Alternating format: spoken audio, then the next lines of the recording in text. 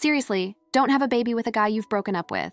Oh, could it be that you couldn't forget about me? Did you think that if you had a child, I'd never be able to cut ties with you? How naive is that? Hey, what do you say? It's just ridiculous. Looking back, breaking up was the right decision. If I had stayed with such a delusional man, I would never have achieved the happiness I have now.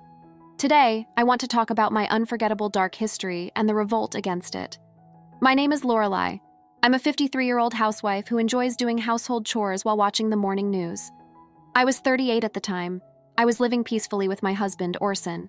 But around that time, a bit of unrest started to creep into our home. Orson would respond to what I said with a "so what?" or in a way that was oddly intimidating or indifferent. So, you see, I would try to continue the conversation, but then he would cut me off with, "I'm busy right now." I felt dismissed and treated with disdain. It wasn't that he was always like this.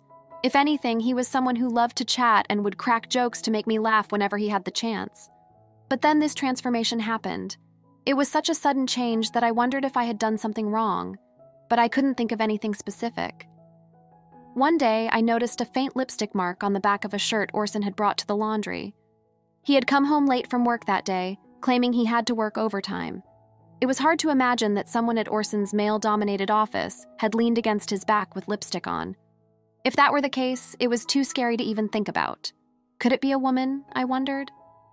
Although I naturally came to that conclusion, a lipstick stain alone was hardly conclusive evidence. There could be countless excuses, like accidentally bumping into someone. I decided to wait a bit longer to gather more evidence, carefully checking for any unusual behavior from Orson. Ironically, just paying a little more attention revealed a slew of evidence of infidelity. For instance, Orson would always get up to use the bathroom around 2 a.m. when he was sleeping. I had never doubted him before, but it turned out he was using that time to talk to a woman on the phone.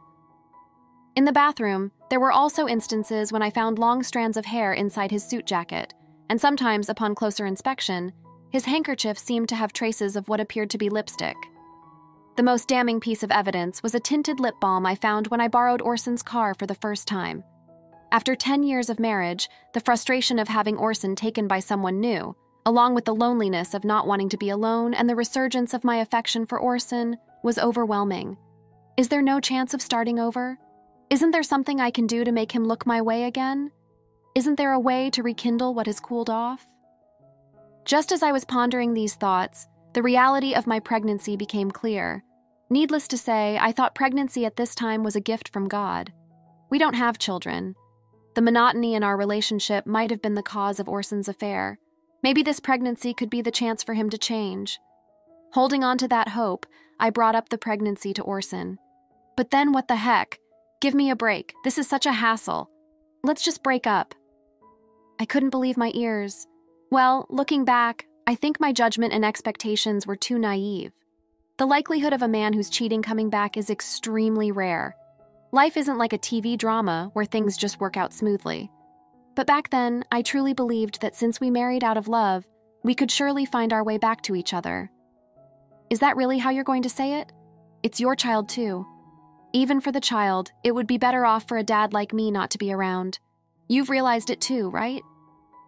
Seeing Orson's smirking face made my heart skip a beat.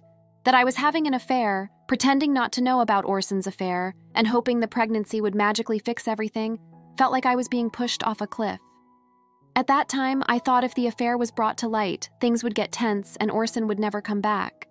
But that was a misjudgment too. I wanted you to find out and did so much to let you, but you never said a word. I was at my wit's end. What? I was waiting for you to say? This is unthinkable. Let's get a divorce. You made me go through a lot of trouble. You're kidding, right? I wouldn't bother with such a hassle if it were a lie. I have a cute 24-year-old girlfriend now. A 38-year-old about to get fat from pregnancy? I have no use for you anymore. Here, take this as alimony or whatever. Just agree on a divorce, he said. After that, I cried for 3 days and nights, and eventually, when Orson stopped coming home, I found the resolve to divorce. 5 years have passed since then. I was afraid of growing old and being single. But fortunately, I remarried my childhood friend Andrew, also a divorcee, and we live modestly with our child Freya. Andrew had been cheated on by his wife too.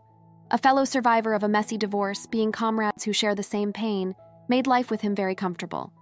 On our anniversary, he would book a fancy restaurant every year, and for my birthday, he would get me something slightly expensive. I felt cherished. I hope these days will continue forever, as we celebrated another anniversary this year. It was supposed to be a delightful dinner at our usual upscale restaurant. Wow, Lorelei, is that you? The person who gasped upon seeing my face was Orson. What? Why are you here? I couldn't hide my disgust. What a tragedy. I had accidentally run into Orson coming out of the restroom. What I'm here for, a business dinner. Unlike you, I'm busy, Orson retorted, glancing over my shoulder and approaching briskly.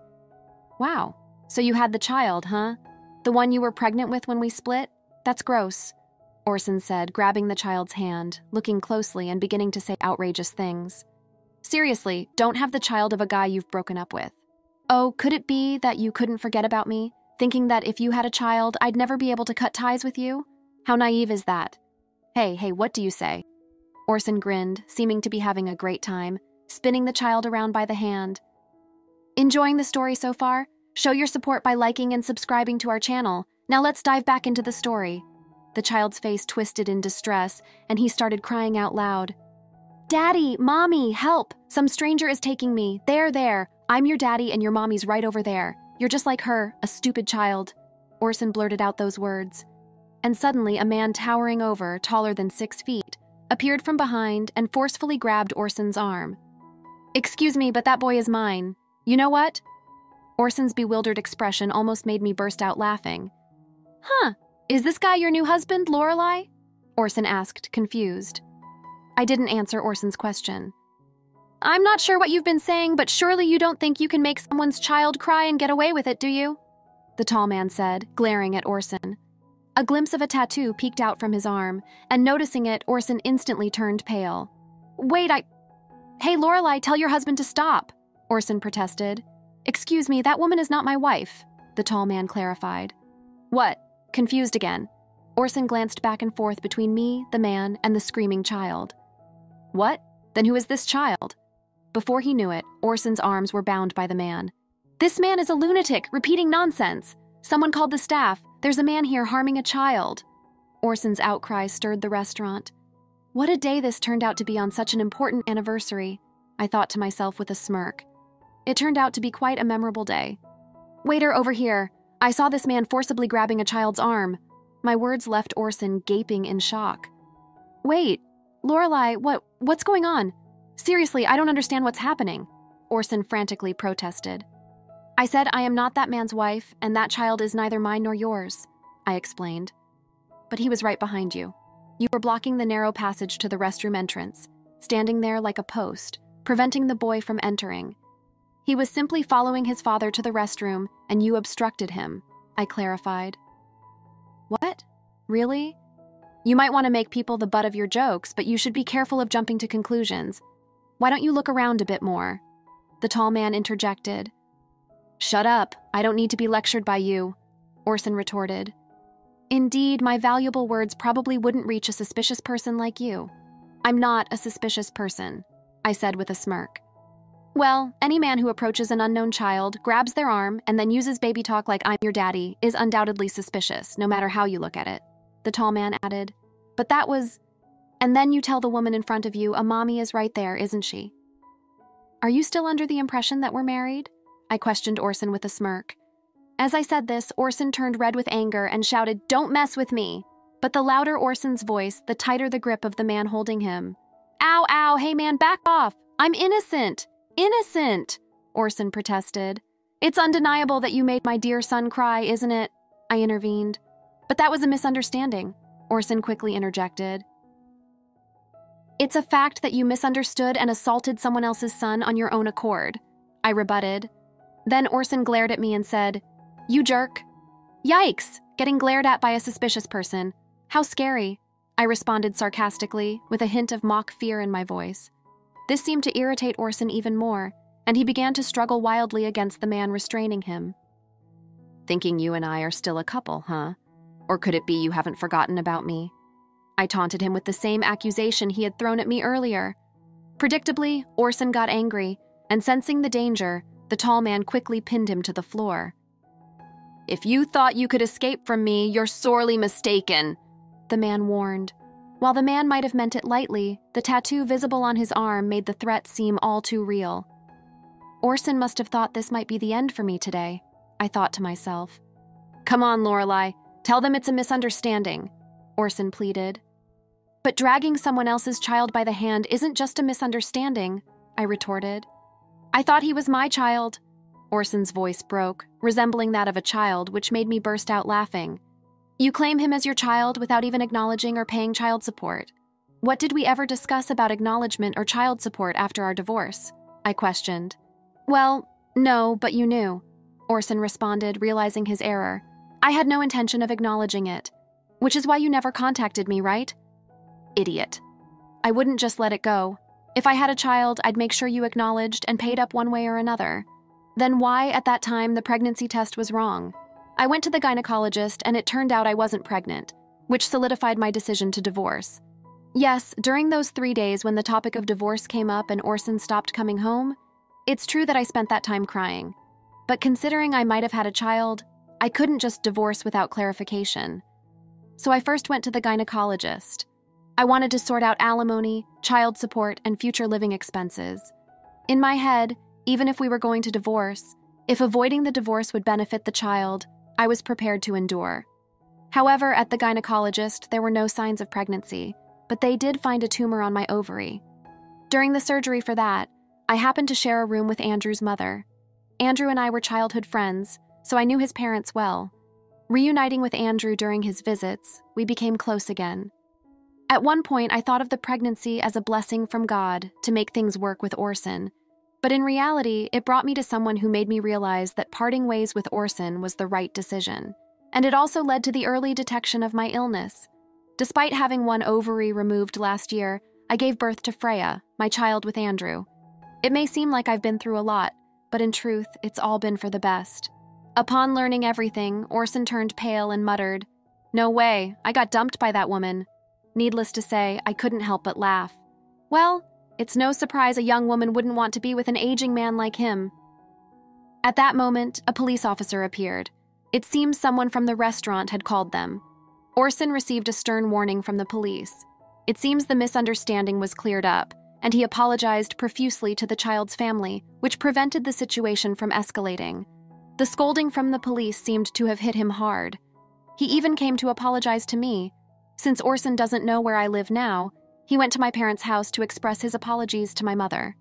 He admitted that the way we parted was the worst and that he was wrong.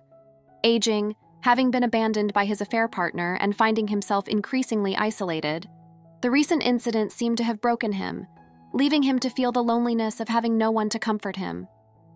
Well, it's too late for apologies now, as far as I'm concerned. I continue to ignore Orson. Honestly, if we hadn't met there, I probably would have gradually forgotten about him altogether. By the way, Andrew noticed I hadn't returned to our table for a while and came to the restroom to check on me. However, he decided to watch from the shadows, thinking this might be Lorelei's first and last chance to get back at Orson. Of course, I was ready to jump in if anything happened, but that guy restraining Orson was just too strong. That guy apparently used to live in Mexico and was the captain of a football team there, I mentioned. No wonder he's strong. Guess I had no role to play there.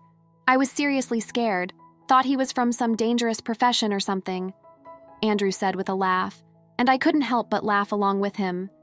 Normally one might say something like, "Not very manly of you," but Andrew doesn't have to deal with Orson, and I believe it was a problem I needed to resolve myself. I acknowledged that I lacked strength during the divorce. In the end, I simply went along with the divorce as Orson wished and received a standard amount of alimony from Orson and his affair partner. Reality doesn't always progress like a fairy tale, so getting an exorbitant alimony was out of the question, and I had lost the strength to fight back. But I believe I finally became truly strong by standing up to him with unwavering resolve. In the end, now I can proudly face Andrew and Freya. Coincidentally, this year's anniversary became a new beginning for me.